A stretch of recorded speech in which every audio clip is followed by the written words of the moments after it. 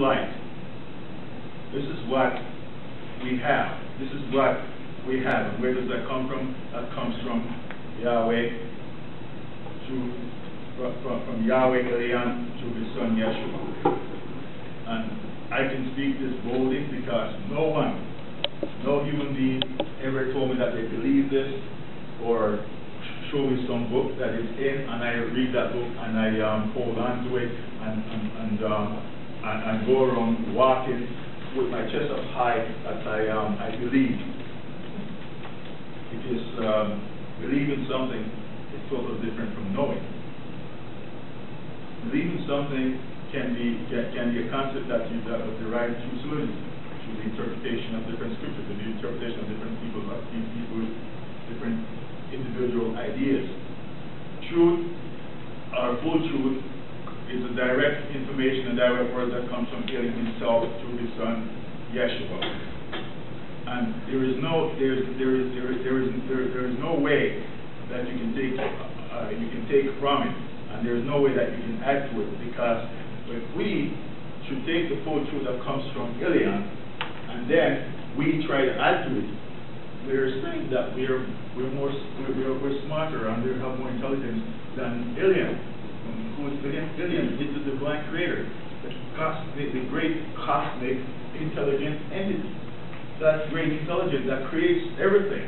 That's the one who Paul speaks about. That he said, in him we live, move, and have our being. So everything is of him. And how is it possible for the car that is made to be smarter than General Motors who makes the car? Now, they always talking about logic, but where's the logic with these folks and when they're put things together, when they try to make sense of what they have? There is no logic, because how is it possible for here's a guy who he had all we call him like today he would be like a doctor, more than he's more than a university professor in terms of scripture. His name at the time was Saul, and he came along and he saw, because he wasn't there when Jesus was there. He was away somewhere else. I don't know where he was.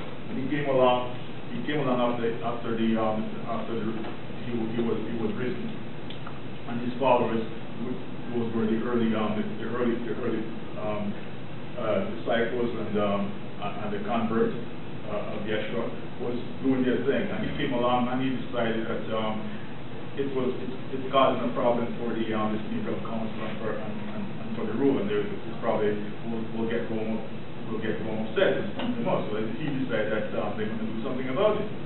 So he got a license from the people of council to go around and start killing these guys, which were our brothers and sisters of the early church. And he went about doing that. And but then he reached his full course, and he ran into the risen Yeshua in the Damascus Road. So after that, as it continued, he went to the light.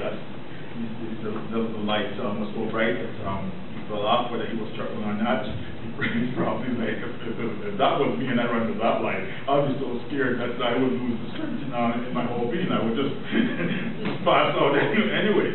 So, but after that encounter, and he went to, I think it was, he was sent to see, I believe it was Ananias.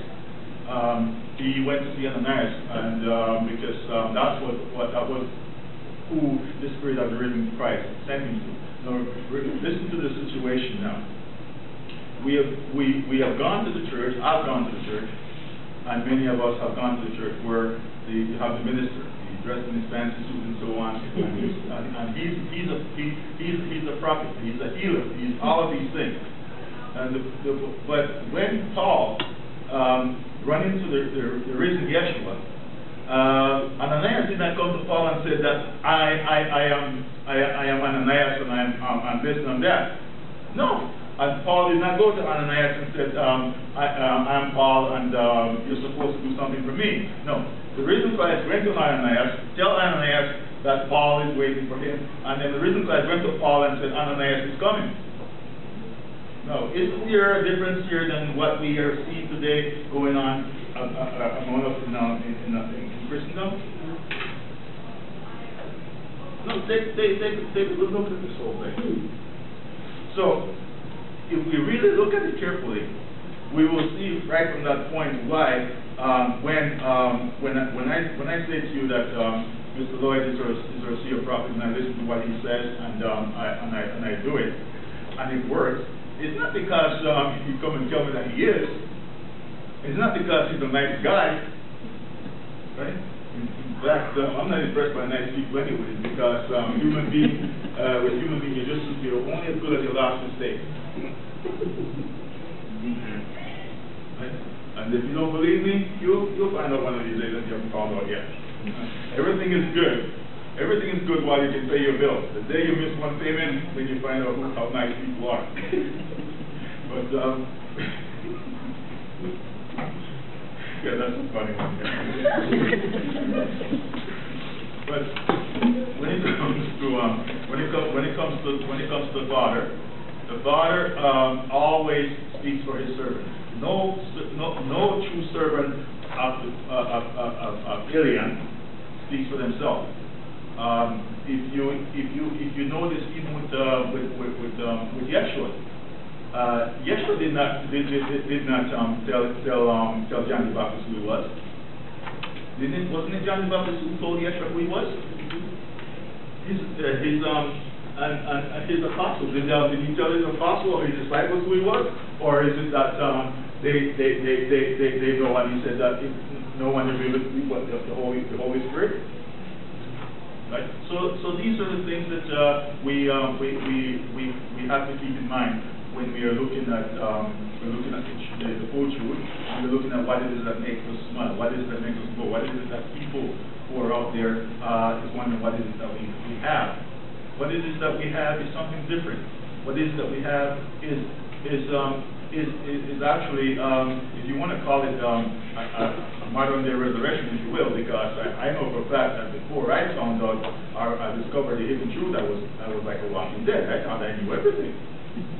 And just like Paul, realized that we didn't know nothing.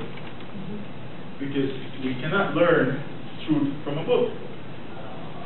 What we are learning is what evil men of the past, with the agenda of Lucifer, has put together to make us feel that we know. And that's how they blind us. And when you speak about being blind from the Christian point of view, they don't really address the issue of being blind, because the fact is that if you are not hearing or seeing the truth that comes from Elian through Yeshua, you're blind. If I'm not experiencing it, I'm blind. And they have been blind, or all of us, I should say, have been blind for all these almost 2,000 years. We have been blind, and I don't think we can call it blind. We've been walking in the dark for all these 2,000 years. We have been walking in the dark, and we know who are out there who they said we know. Is that we no longer walking in the dark. We're walking in the light of the full truth and true light that comes from Elian through Yeshua. And when you really start to think about these things, man, it's a lot to be thankful for. It's you just shake your head and you wonder. I remember many years ago, because there are a lot of people here who always give me some credit for talking to them at some point, or they have a meeting with me at some point.